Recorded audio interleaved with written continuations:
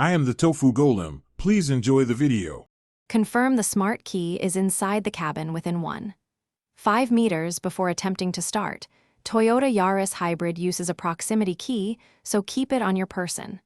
Sit, close the door, fasten the seatbelt, and check that the gear lever is in P with the parking brake set. Press and hold the brake pedal firmly for at least 1 second, while you verify the multi-information display for the green ready light and any brake system warnings before moving on to startup. Press the start/stop button once with the brake depressed to power the hybrid system. Unlike conventional cars, the engine may remain silent. Listen for the dash chime and confirm the green ready indicator on the instrument cluster before shifting out of P. Do not expect engine noise as the EV motor can move the car.